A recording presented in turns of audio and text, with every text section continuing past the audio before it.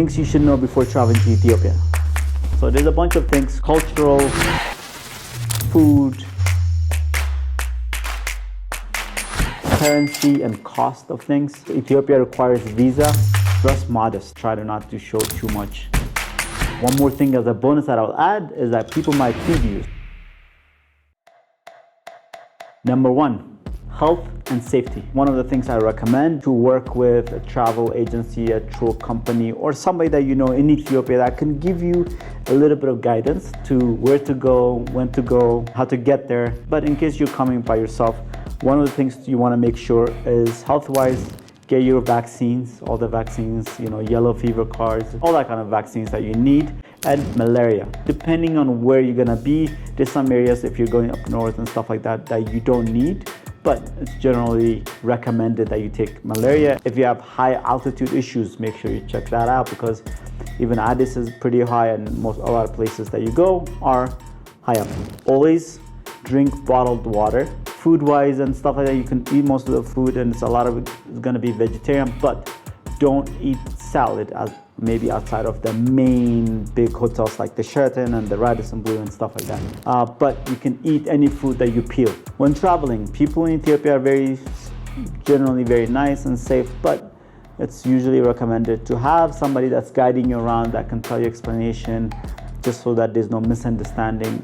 And a lot of it will do a little bit maybe with, people thinking just because you're American or a foreigner that you have a lot of money so you can pay for everything and stuff like that. So it could be some misunderstanding. So just to avoid that, if you have an Ethiopian or a guide with you that will tell you what to do beforehand, how to do it, you'll have a great time.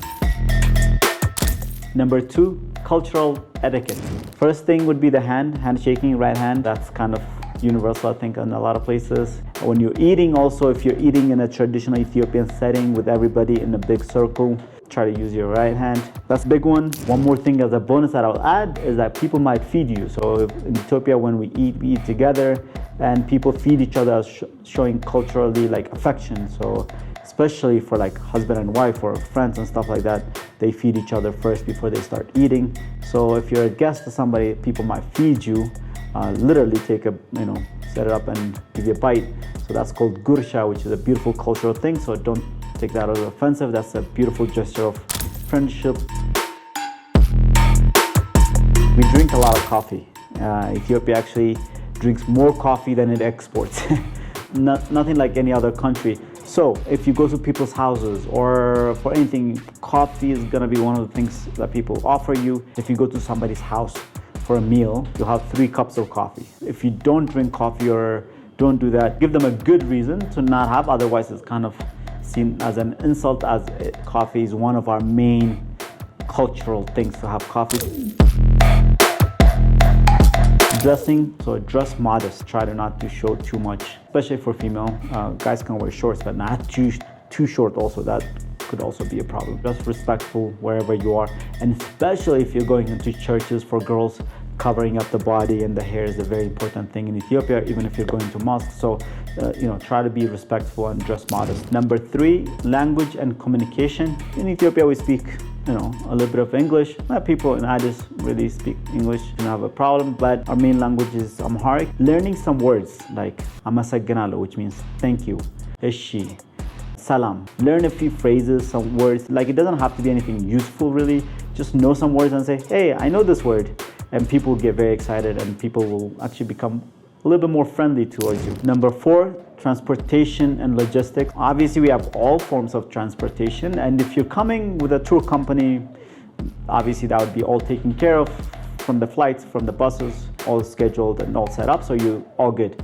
If you're traveling by yourself, maybe if you're in Addis for 2-3 days on your own and you want to experience, so there's a few different types of transportation that way. The buses, which I don't recommend that you take, unless if you want to take, and I don't even know where the buses go and where they start, so I don't take the buses, and maybe not for you. But taxis are a very good way, other form of public transportation. So the taxis go in a certain route and they'll call out where they're going.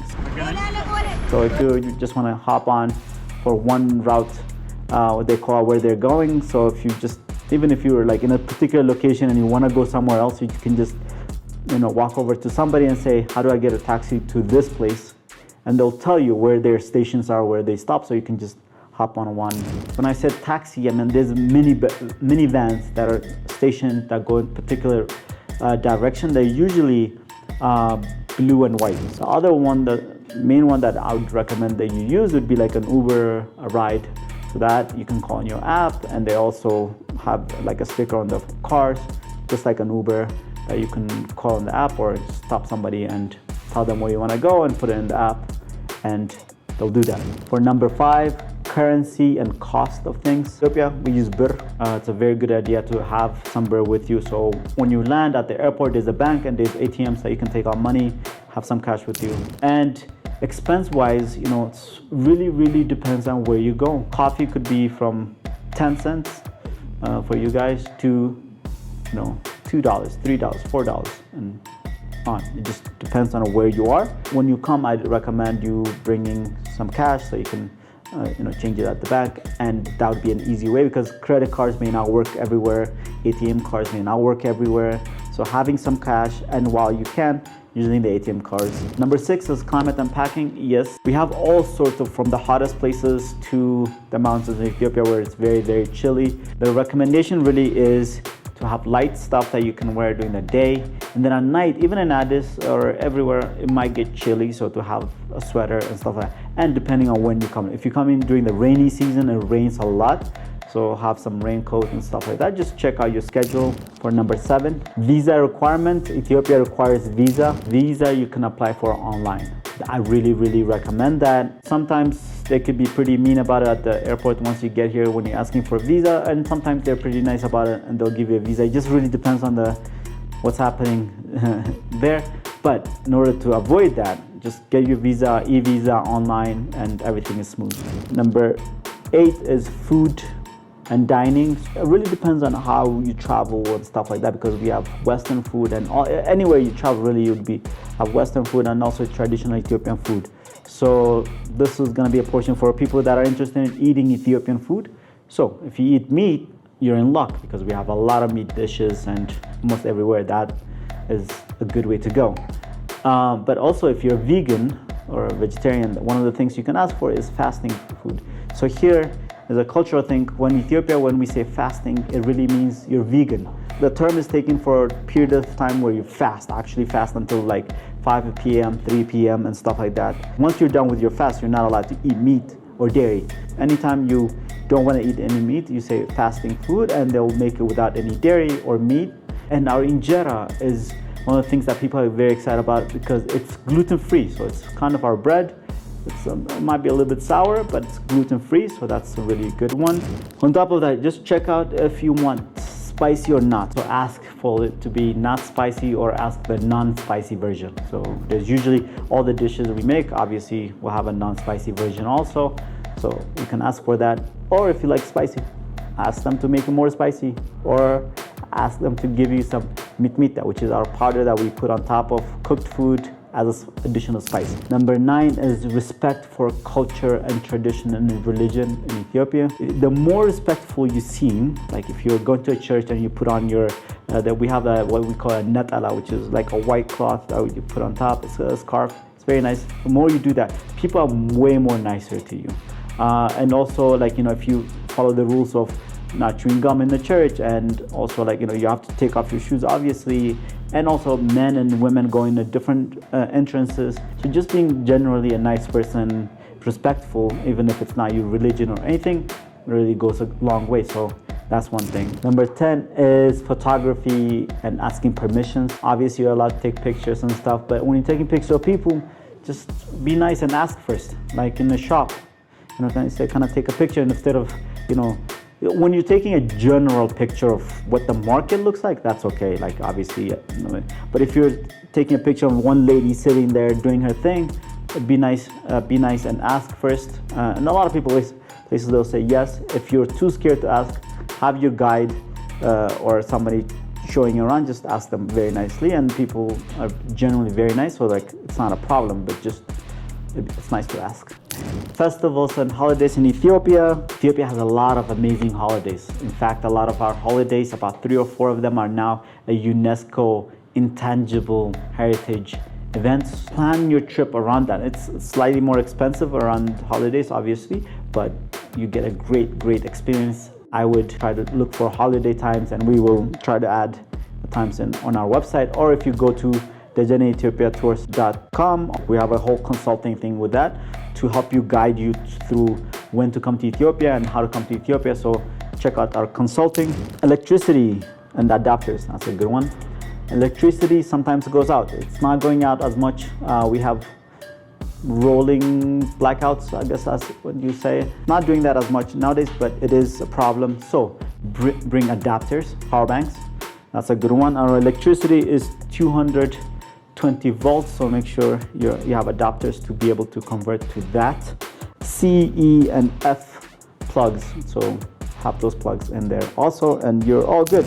Internet and connectivity, like I said, we have internet, not the best, but we do have internet, that's good.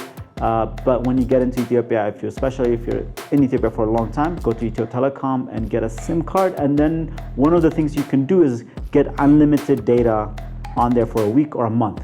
Let's say $5, you can get unlimited internet and unlimited calling and texting. A great way to do that, and we will put instructions on how to do that below, but get the SIM card. Tipping is recommended in most places. Even hotels have, even though they have service charge on it, tipping on top is great. Hotels and stuff, anytime people do something nice for you, especially, the hotels, taxis and stuff, tipping a little bit on top of it.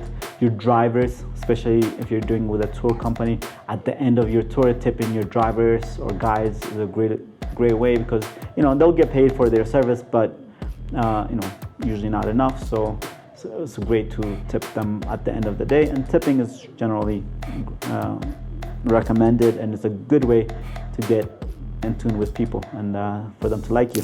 I recommend that you go check out Dejene Ethiopia Tours/consulting, and we have a free PDF that you can take a look at for these kind of recommendations. And if you have a really interest in coming to Ethiopia for a good amount of time, our consulting package is great, because we will not only tell you and show you what is good based on what you like, we will also book all of that for you, so try to save you money. And whatever you pay for the consulting will be deducted, because if you book with us, obviously, we're not going to charge you for the consulting fee. So that would be deducted, and you'll have a great time in Ethiopia.